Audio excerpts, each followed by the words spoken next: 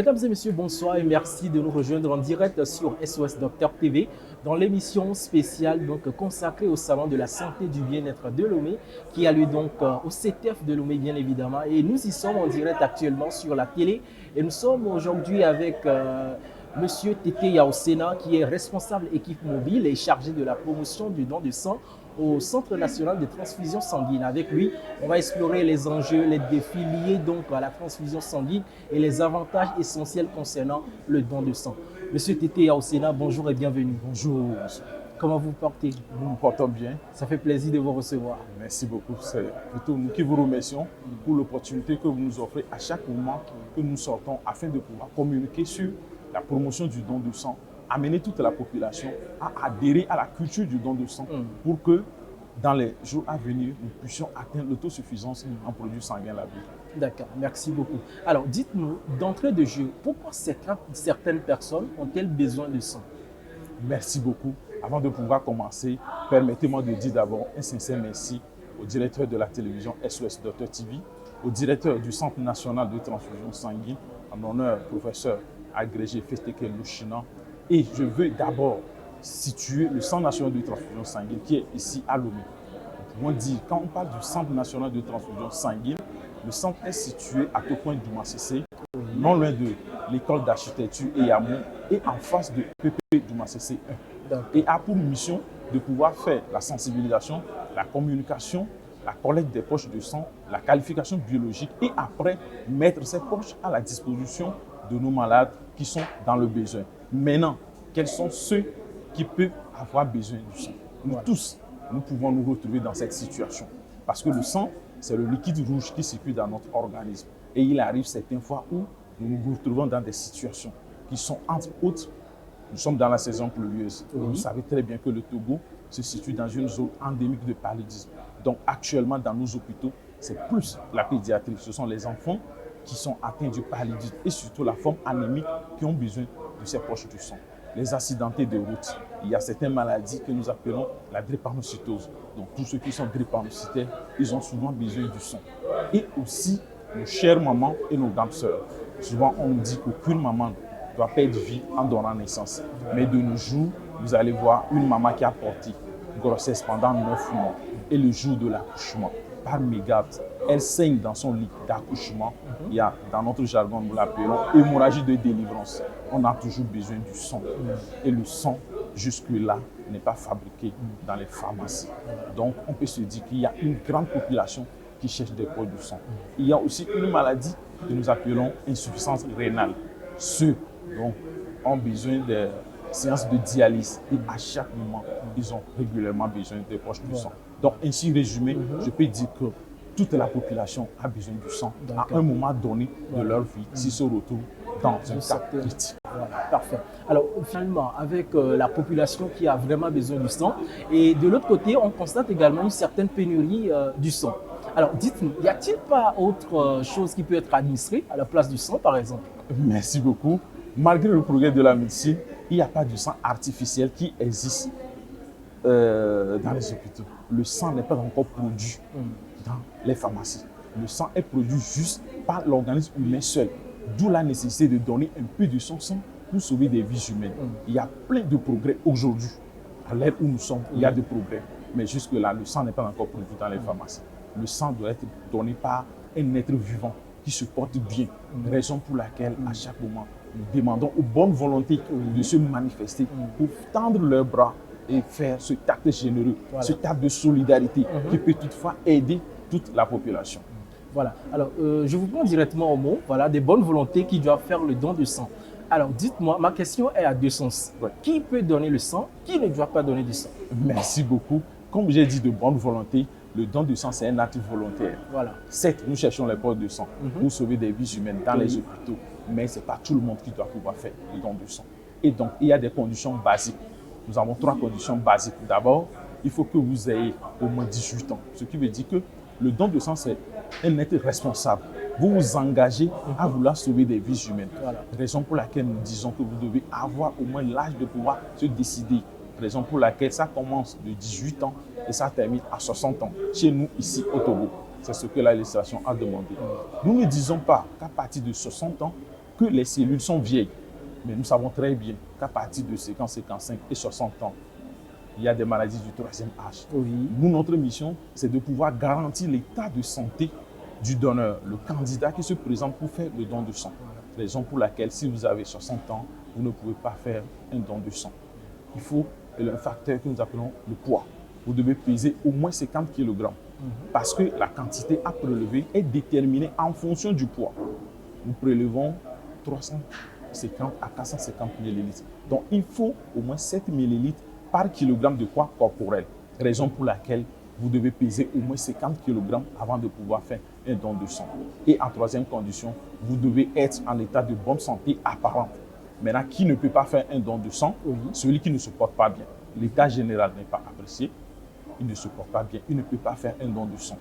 Ne serait-ce que quelques maladies. Si vous souffrez du diabète, de l'hypertension artérielle, de l'hypotension, ou soit vous êtes atteint d'une maladie transmissible par le sang, c'est-à-dire que le sida, les hépatites virales, l'hépatite B, l'hépatite C, ou soit une infection sexuellement transmissible, la syphilis, vous souffrez de cette maladie, vous ne pouvez pas faire un don de sang.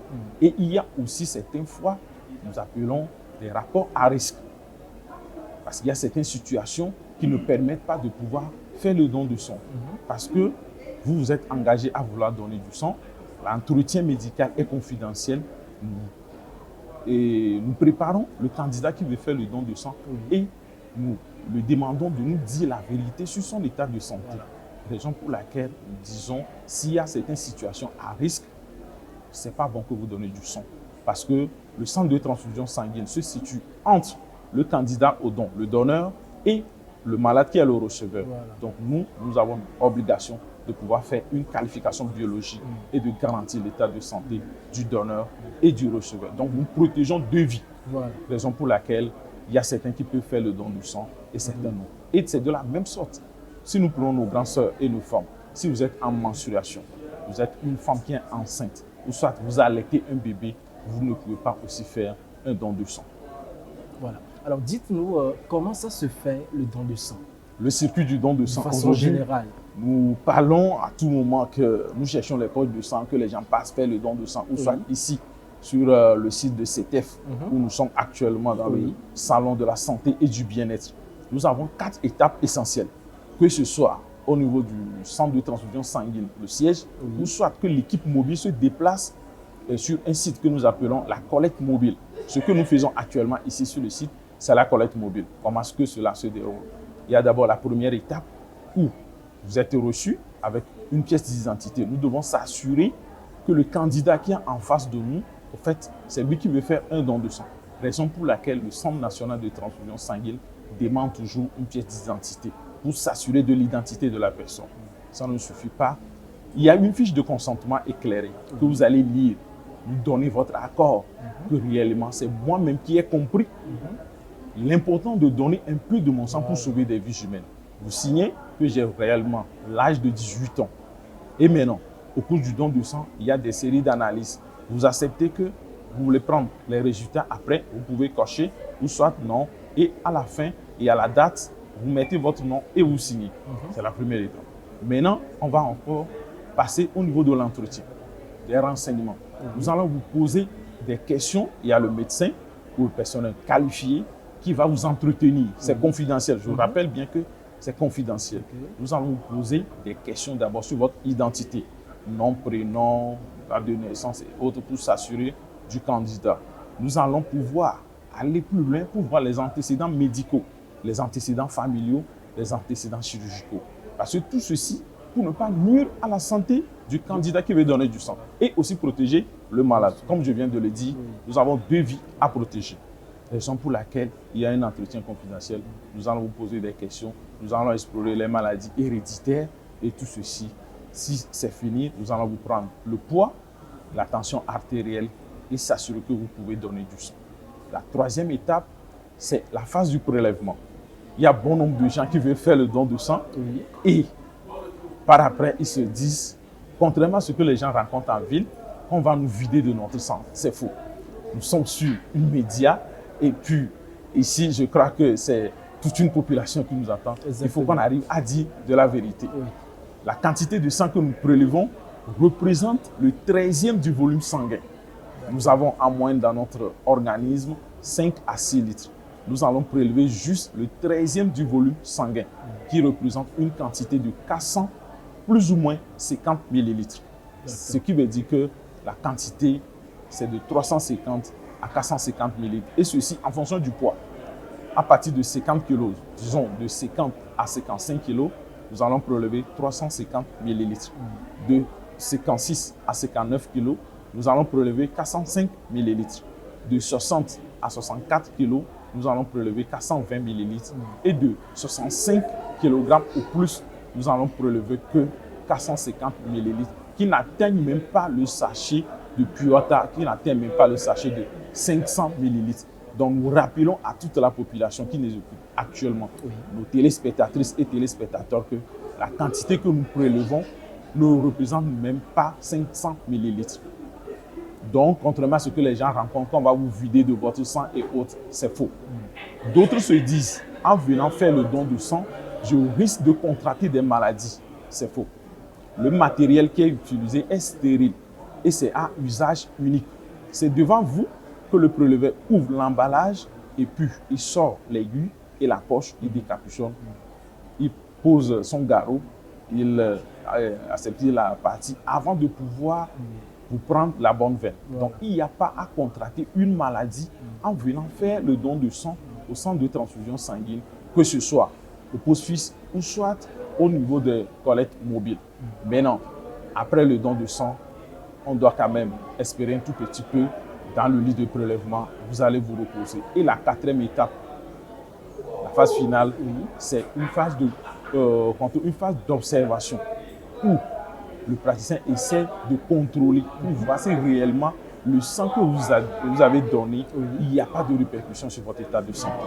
Nous savons très bien que l'organisme, en grande partie, est constitué de l'eau, raison pour laquelle, avant le don de sang, il y a une bouteille d'eau que le Centre national de transfusion sanguine essaie d'offrir au donneur pour bien s'hydrater. Et après le don de sang, il y a encore une boisson sucrée pour remonter un tout petit peu la glycémie. Et après, le donneur est libre, il retourne à la maison. Maintenant, face à cela, le malade, lui, a besoin d'un produit de qualité. Raison pour laquelle, après le don de sang, le centre de transfusion sanguine essaie de chercher les maladies transmissibles par le sang. Ne serait-ce que le sida, les virus de l'hépatite B, l'hépatite C, microbes responsables de la syphilis, et fait la détermination du groupe sanguin. Donc le donneur est libre de passer chercher son résultat ou pas. Donc ainsi résumé, ce sont les étapes qu'un candidat au don peut suivre afin de pouvoir faire un don de sang. Voilà. Alors, dans tout ceci, vous avez parlé de protéger deux vies, vous êtes l'intermédiaire entre le donneur et le receveur du sang. Finalement, est-ce qu'il y a un danger qu'on court en donnant son sang? Merci beaucoup. Vu ce que je viens de décrire tout à l'heure, tout est bien clair, il n'y a pas de danger en voulant faire un don de sang. Il n'y a même pas à nuire à la santé du donneur. Raison pour laquelle il y a toujours ces étapes qui sont respectées. Vous allez voir, il y a toute une population certaines fois qui se pointe, mais après entretien médical, on vous dira, vous ne pouvez pas faire un don de sang. Donc, ce qui veut dire qu'après avoir posé les questions, après l'interrogatoire, on a vu que non, il y a quelque chose qui ne cloche pas et on vous dira, vous ne pouvez pas faire un don de sang. Donc, il n'y a pas de question à dire maintenant, en voulant faire le don de sang, il y a contracté une maladie, ou soit il y a un danger en faisant le don de sang. Non. Et je rappelle ici sur les médias qu'il y a certains qui ont déjà fait plus de 100 dons. Ils sont toujours en vie. Et des gens continuent de faire régulièrement le don de sang sur une fréquence de 3 mois et de 4 mois. Alors finalement, c'est gratuit ou c'est payant le don de sang? Le don de sang est gratuit. Ah, d'accord. Malgré tout ce qu'on dit, le don de sang est gratuit. Il n'y a pas de coût en venant faire le don de sang à notre niveau. Tout est gratuit. Et finalement, pourquoi les patients doivent alors payer avant d'avoir le sang, avant de bénéficier des poches de sang, sachant que le don de sang, il est gratuit? Merci beaucoup. Malgré que le don de sang soit gratuit, la transfusion a un coût. Je m'explique. Je viens de dire tout à l'heure qu'avant de faire le don de sang, il y a une poche à sang. Souvent, nous appelons dans notre jargon la poche vide, poche à sang. Et la poche qui contient du sang, poche de sang. Donc, la poche à sang est mis à la disposition du Centre national de transfusion sanguine par l'État. Je rappelle bien que c'est un centre étatique. Et jusque-là, nul n'a le droit d'exercer cette fonction. Le privé ne le fait pas. C'est pour quelques raisons, pour des principes de précaution. Donc, dans le monde entier, les centres de transfusion sanguine sont toujours gérés par l'État. Parce que nous travaillons sur un organe humain, le sang. Et vous convenez bien avec moi que personne ne peut faire le commerce, ou soit personne ne peut transporter un organe humain dans notre pays. Bien sûr. Et c'est le Centre national de transfusion sanguine seul qui peut se déplacer, aller soit dans un établissement, dans une église, dans une mosquée, dans un service technique pour pouvoir faire cette pratique.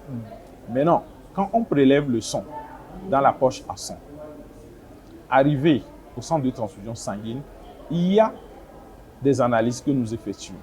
Je viens de citer tout à l'heure. Il y a le VIH-Sida, les hépatites virales, l'hépatite B, l'hépatite C, la syphilis et la détermination du groupe sanguin. Vous convenez avec moi que les analyses ont du coût. Exact. Une personne qui donne du sang, c'est le sang total que nous prélevons. Maintenant, au laboratoire, nous avons 3 laboratoires. Il y a le laboratoire de la préparation. Qu'est-ce que nous faisons là-bas? Le sang total qui est recueilli est centrifugé. Et maintenant, nous pouvons avoir 3 produits spécifiques. Il y a le concentré de globules rouges, il y a le plasma et il y a les plaquettes sanguines. Maintenant, il revient au médecin, selon le besoin du malade, qu'il fait sa prescription. Donc, il y a toujours des choses qui se font sur la poche de sang. Et maintenant, quand vous donnez du sang, il y a 2 tubes satellites qui suivent la poche de sang. Ces 2 tubes satellites qui suivent la poche de sang, il y a un tube qui ira au niveau du service immuno-hématologie. C'est pour faire quoi? C'est pour la détermination du groupe sanguin et du résus. Et après, il y a un autre tube qui va vers le deuxième service, le service de la sérologie. Qu'est-ce que nous faisons là-bas? Là, c'est pour chercher les maladies transmissibles par le sang. Le sida, les hépatites virales, l'hépatite B, l'hépatite C et la syphilis. Donc, jusqu'à ce qu'une poche ne sorte du prélèvement jusqu'à la session, il faut au moins 50 000 francs sur la poche. Raison pour laquelle je dis que c'est à la charge de l'État. Imaginons, là où nous sommes actuellement, il y a certains malades que nous appelons les insuffisants rénaux qui font les séances de dialyse. Ils utilisent au moins 4 poches par semaine. Parce qu'à chaque séance, il faut au moins 2 poches. Maintenant, si la poche est à 50 000, combien de personnes peuvent faire s'en procurer? Non. Mais l'État a demandé à ce que sur toute l'étendue du territoire, que les poches soient cédées. À notre niveau aussi, on sort 2 verbes. Il n'y a pas à vendre et il n'y a pas à acheter. Nous disons qu'à notre niveau, nous sommes en train de faire une cession et que la population est en train de contribuer avec un prix fixé par l'État. Donc, pour me résumer, les poches de sang que nous avons à notre niveau, il y a des poches adultes dont la contenance est à 250 ml. Donc, cette poche est cédée à 6 000 francs sur toute l'étendue du territoire. La poche pédiatrique de 125 ml est cédée à 3 500. Il y a le plasma qui est à 2 000. Et il y a maintenant certaines poches que nous appelons les poches à division pédiatrique qui sont à 1 500. Donc, imaginons un tout petit peu une poche qui est produite à 50 000, maintenant qui est cédée à 1 500, 2 000, 3 500 et 6 000. Est-ce que nous pouvons parler encore d'une vente? C'est une contribution. C'est une contribution. Voilà. Et si c'est le privé qui le fait, j'espère que si on veut parler du commerce, il faut quand même qu'il y ait un gain. Bien sûr. Maintenant, de quelque chose de 50 000 qui revient à un prix dérisoire. Pour ne pas dire gratuit. Et ceci, c'est que nous remercions le gouvernement pour tout ce qu'il fait pour nous. Parce que nous avons appris qu'avant, c'était à 18 000. Avec l'aide de l'État, c'est revenu à 9 000. Et aujourd'hui, nous sommes à 6 000. Donc, il y a toujours des actions qui sont menées afin que d'un jour à un autre, la poche peut être gratuite pour toute la population. Voilà. Belle initiative. Donc, nous ne pouvons que dire merci au gouvernement et puis aux partenaires qui nous aident à chaque moment et qui nous aident à continuer cette activité. Il peut arriver qu'on finisse toutes ces activités et qu'on retrouve certaines poches qui contiennent des virus. et ces poches sont détruites sous surveillance. D'accord. On ne peut pas dire maintenant qu'à chaque moment que nous collectons les poches, on a trouvé toutes les poches bonnes. C'est pas celui. D'accord. Voilà un tout petit peu. Raison pour laquelle on se dit que malgré que le don de sang soit gratuit, la transfusion a un coût. Voilà. Donc on ne peut pas dire maintenant que la population vient payer. Non, non, non. C'est une contribution. C'est une contribution. Voilà. Là maintenant le message est clair. Le message est passé. Voilà. Pour Tout toute est la clair population, le message est clair. Le prix, c'est une contribution. Voilà. Et c'est l'État qui a fixé ce prix. Parce que l'objectif, c'est quand même de sauver des vies. C'est sauver des vies, voilà, en faisant un don de sang. Alors, de tout ceci, quels sont les avantages du don de sang? En donnant de son sang, vous le savez bien que moi, c'est juste pour sauver des vies humaines. D'accord. Donc, quelqu'un qui, à un moment donné, voit, aujourd'hui nous sommes sur le plateau, oui. Nous sommes déjà des confrères. Oui. Imaginons qu'un personnel de SOS Docteur TV dans votre service tombe malade. Est-ce que vous pouvez le laisser ainsi? Non, c'est pas possible. Donc, vous donnez de votre sang pour sauver sa vie. Donc, réjouissez-vous parce qu'aujourd'hui, le caméraman qui est là, le technicien qui est là, à cause du sang que vous avez donné, il est en vie. Donc, c'est déjà une grâce pour vous, c'est une bénédiction. Voilà. Donc, il n'y a pas un coût. Il n'y a rien que nous pouvons dire aujourd'hui, ou soit une somme qu'on peut toutefois remettre à un donneur afin qu'il sache que j'ai posé ce taxe, ou soit je suis venu. Il ne peut même pas dire qu'il est venu vendre son sang. Non, ce n'est pas possible. Voilà. Mais on se dit, quelqu'un qui donne régulièrement de son sang, nous l'appelons le donneur fidèle. Voilà. Il donne aujourd'hui. Si c'est un homme à une fréquence de 3 mois, nous lui envoyons un message de félicitations et lui demander de voir son emploi du temps de la semaine. S'il est disponible, il peut encore repasser faire un don de sang. Si c'est une femme, à une fréquence de 4 mois, toujours les mêmes actions. Maintenant, s'il revient et nous confirmons encore les résultats et tout est bon, à la 3e fois, nous leur demandons de venir avec une photo passeport. Pourquoi faire? Pour lui établir une carte de donneur de sang. Maintenant qu'il a la carte de donneur de sang et qu'il continue de faire régulièrement son don de sang, il est devenu notre client fidèle. Sans les donneurs, le sang n'existe pas. Voilà. Notre matière première, c'est le sang. Voilà. Et c'est les donneurs. Maintenant qu'il se retrouve dans une situation critique, on a besoin du sang pour lui-même. On lui serre les poches gratuitement. Maintenant, si c'est un parent biologique, les tests disent qu'il s'agit d'un parent biologique. Donc, ce qui veut dire que c'est juste le papa et la maman du donneur, conjoint et conjointe, en plus les enfants du donneur. Donc, sur ça, nous réduisons les prix de moitié. Comme je viens de le dire, une poche qui devait être cédée à 6 000, si c'est le donneur, c'est à 0 francs. Mais si c'est un parent ou soit un enfant du donneur, cette poche est cédée à 3 000 francs. C'est à moitié prix. Et du moment où il continue de faire régulièrement son don de sang, il est en train de faire un petit bilan. Nous ne pouvons pas dire aujourd'hui que le Centre national de transfusion sanguine est un centre de dépistage, non.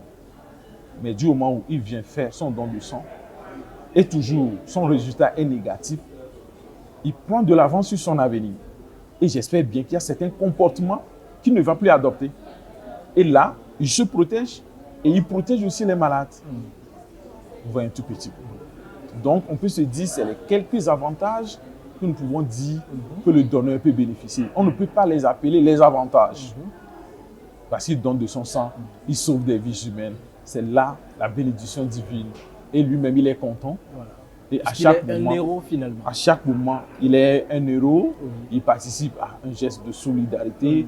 C'est un acte noble. C'est un engagement qu'il a pris de vouloir sauver des vies humaines.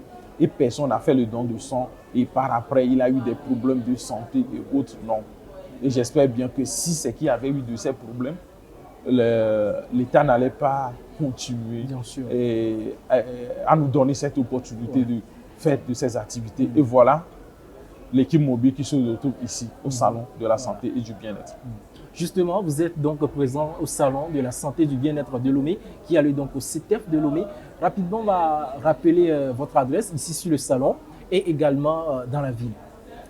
Ici, actuellement, nous sommes tout cas, c'est le pavillon outils. Outils, oui. Nous sommes dans le pavillon outils et nous avons un stand ici où nous essayons de sensibiliser la population, de communiquer plus sur la promotion du don de sang. Parce qu'il y a certains jusque-là qui ne savent pas dans quelles conditions se retrouver avant de pouvoir faire le don de sang ou faire le don de sang.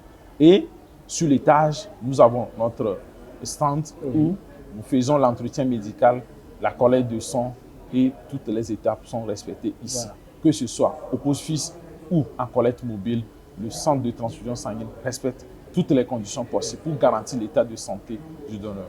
Maintenant, quelqu'un qui veut faire le don de sang et qui nous attend sur ces médias, vous vous rendez à Tokoin Douma CC, en face de EPP Douma CC 1, non loin de l'école d'architecture et Yamon, ou soit de l'église catholique Saint-Kizito. Il y a le centre, le siège qui est là. Et nous travaillons en continu lundi à vendredi de 7h30 jusqu'à 18h pour permettre à ceux qui seront à pause de pouvoir passer, faire librement leur don de sang. Et même les samedis, le centre est ouvert de 8h jusqu'à 14h. Mais le service de distribution est ouvert tous les jours, 24 heures sur 24 et 7 jours sur 7.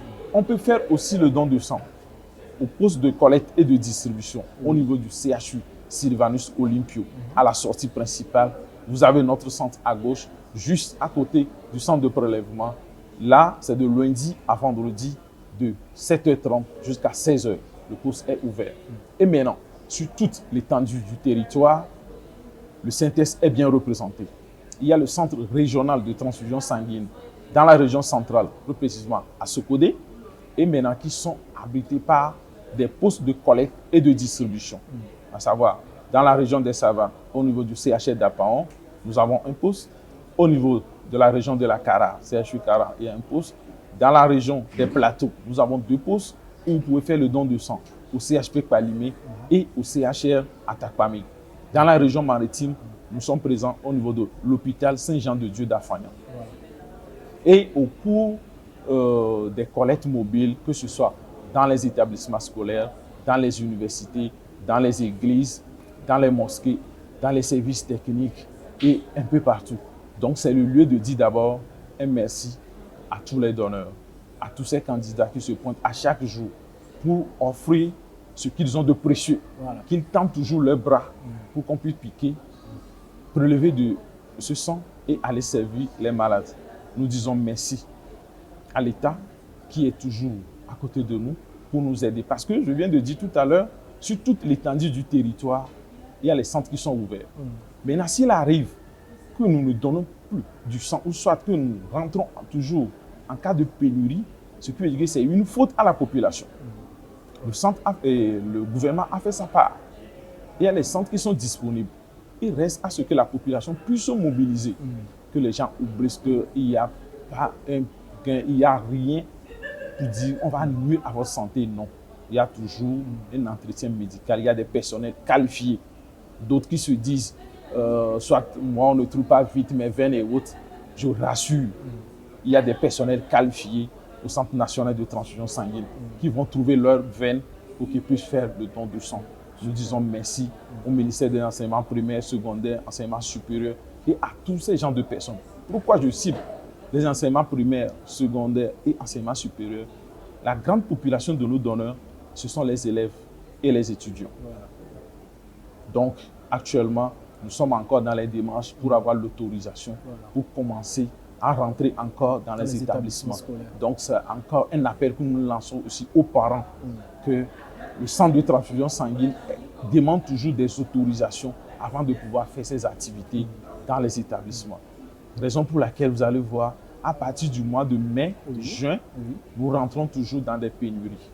Parce qu'à partir du mois de mai, juin, ce sont les moments de révision, de vacances, des examens et des vacances. Donc, du coup, alors que c'est couplé aux saisons pluvieuses.